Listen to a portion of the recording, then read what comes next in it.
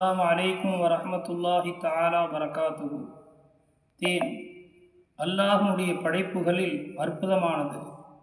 தேனீக்கள் அல்லாஹ்வுடைய அறிவிப்பை உள்ளுணர்வாக பெற்று செயல்படுகிறது.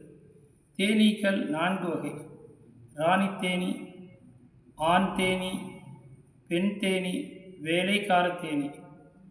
ராணி தேனீ என்பது அனைத்து தேனீகளையும் ஒழுங்குபடுத்தி அதனதன் வேலைகளை சரியாக செய்யும்படி கட்டளை பிறப்பிக்கிறது.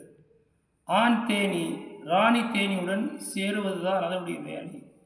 பெண் தேனீ கூட்டிலிருந்து வெளியே சென்று பூக்களில் உள்ள சாறுகளை உறிஞ்சி வருகிறது.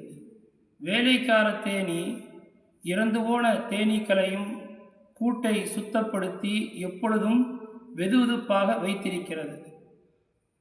1/2 கிலோ தேன் எடுப்பதற்காக வேண்டி குறைந்தபட்சம் தேனீக்கள் 75,000 கிலோமீட்டர் தூரம் பறந்து சென்று அந்த பூக்களிலிருந்து சாறுகளை உறிஞ்சி வருகிறது.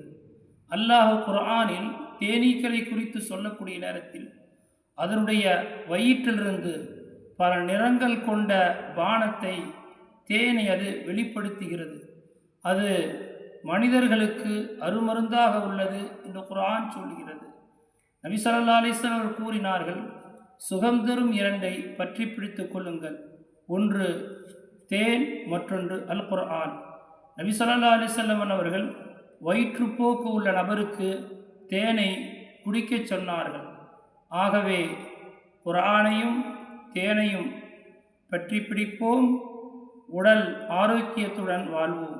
அஸ்ஸலாமு அலைக்கும் வரஹ்மத்துல்லாஹி தஆலா வபரகாத்துஹு.